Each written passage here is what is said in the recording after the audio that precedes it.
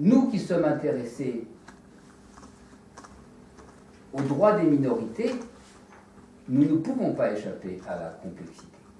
Nous ne pouvons pas échapper, nous ne pouvons pas contourner les constructions complexes juridiques et constitutionnelles. Parce que c'est dans la complexité que peuvent s'exprimer les réalités des existences sociales, des diversités. Sans cette complexité-là, nous tombons dans des simplifications qui sont celles que nous connaissons par la gestion de ce qu'on appelle la communauté internationale en Bosnie-Herzégovine ou au Kosovo.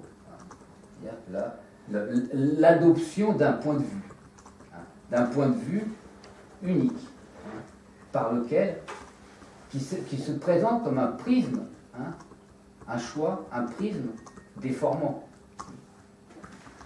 On distribue des bons points, des mauvais points, on désigne des bons, des méchants, et en fonction de cette variabilité morale, on construit un système politique, administratif, juridique, qui est tout sauf représentatif de la réalité des choses, qui est arbitraire, et d'un arbitraire qu'on retrouve dans les déclarations et les justifications des décisions de cette communauté internationale et des institutions de la communauté internationale.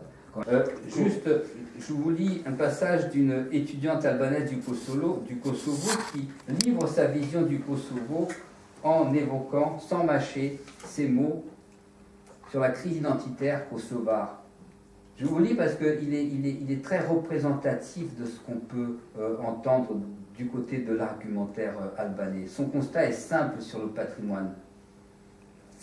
De la part des Kosovars, dit-elle, comme on est musulman, il n'y a pas d'attachement par rapport au monastère du Kosovo, reconnu comme des symboles de la Serbie.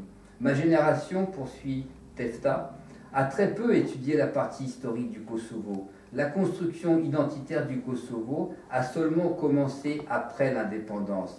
Cette construction récente ne concerne pas le passé. On veut effacer le passé.